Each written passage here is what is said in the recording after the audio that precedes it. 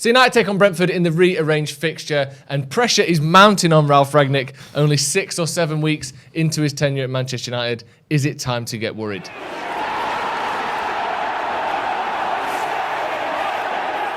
Hello, welcome to Stretford, Paddock. My name is Joe. That is Jay. How are you? I'm all right, yeah, And it's a new jumper again, isn't it? This is a birthday jumper, yeah, I got this one not long ago. United are playing Brentford, as you're well aware. Rearranged. It was meant to be mid-December. Yeah. What happened? Bit of the old COVID shenanigans.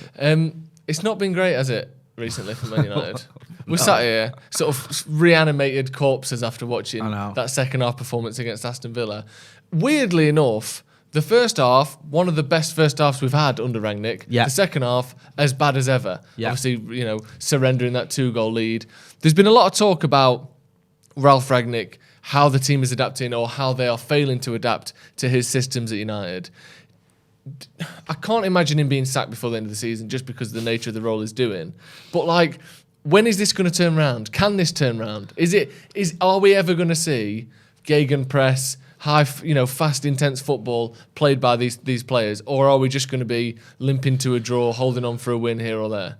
I mean, you got to remember, when was it Jurgen Klopp took over from Brendan Rodgers, and they didn't have a dissimilar style. I think that didn't Liverpool finish 8th or something under the first sort of 2/3 of a season that Klopp had. So it does take a little while. The contradiction or the problem that Rangnick's got is he hasn't got a lot of time. Yeah. He's only got these 6 months, so he's got to try and do his best with what he's got and the time he's got. So yes, we have seen glimpses. We saw it for the first half against Crystal Palace. Mm-hmm. We saw it for spells against, most of the game against Burnley. I thought we played quite well. Yeah. And like you said, for the first half against Villa, the problem is, by and large, since Rangnick's come in, the performances haven't been great.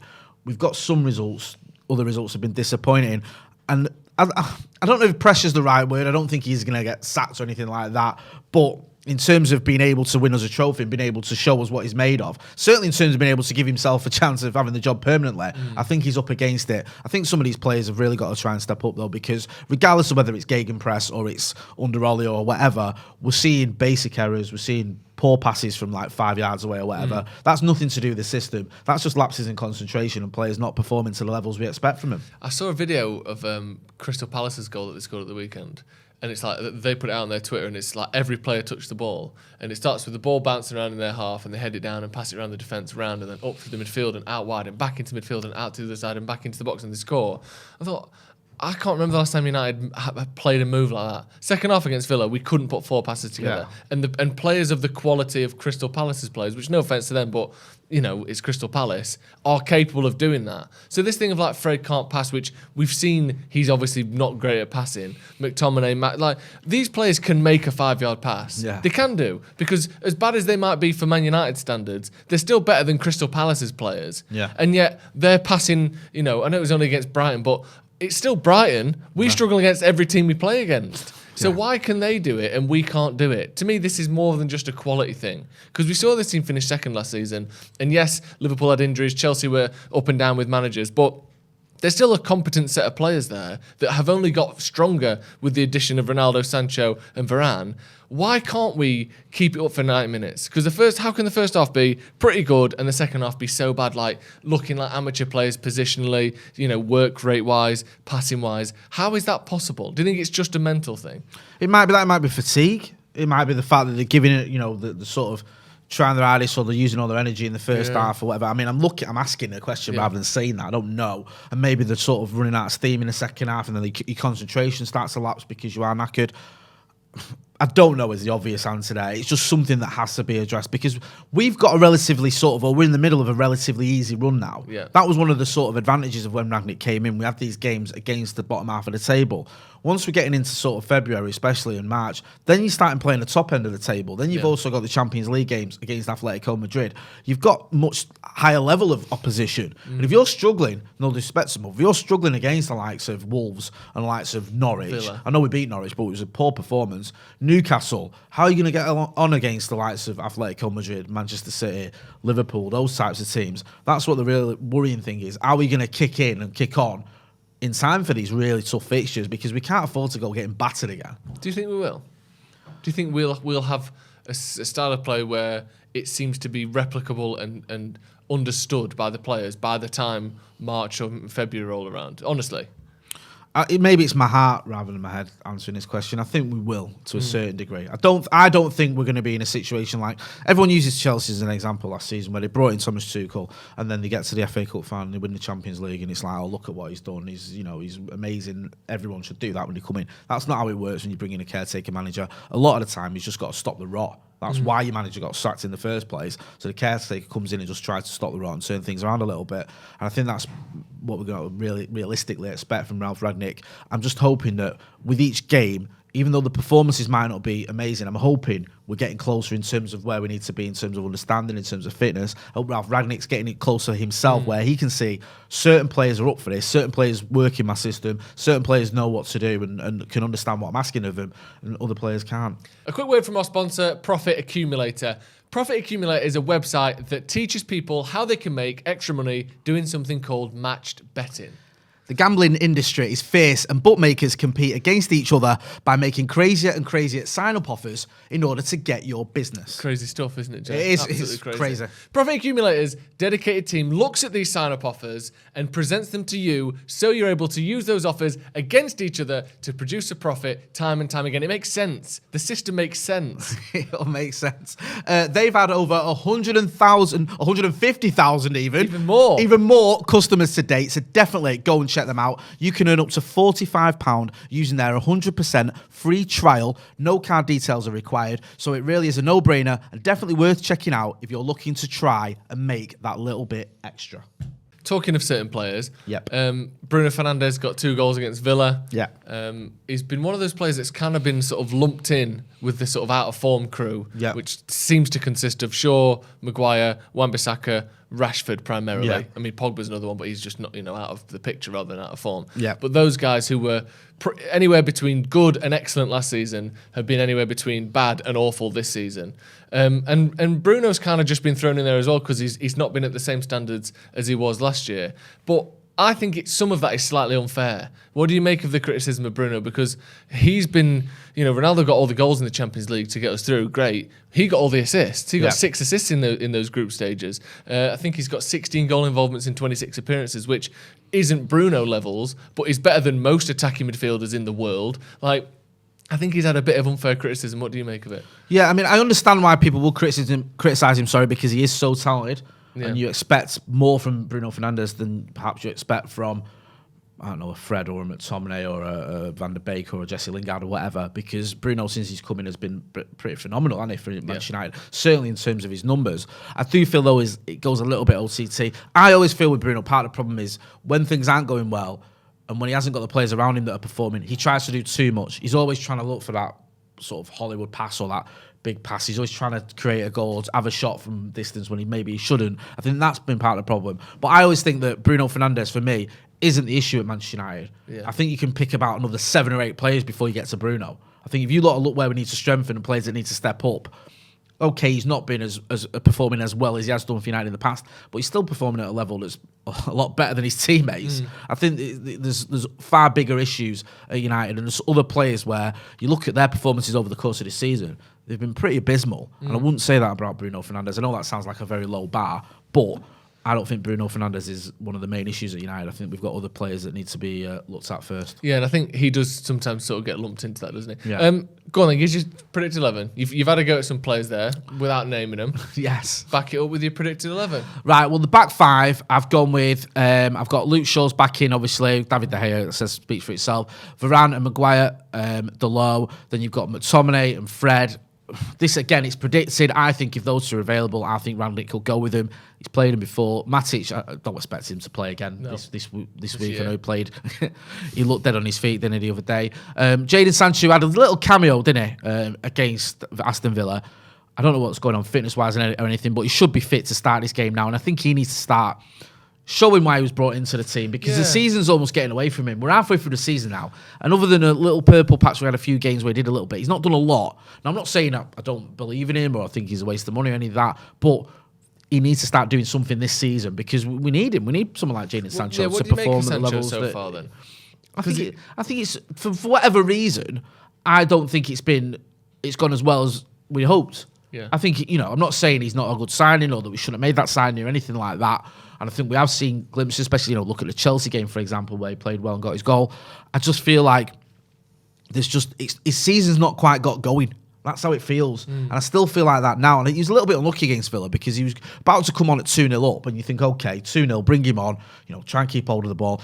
They get a goal, I think, just before he comes on. Yeah. Then they get a goal sort of straight away as soon as he's on, which is no fault of his.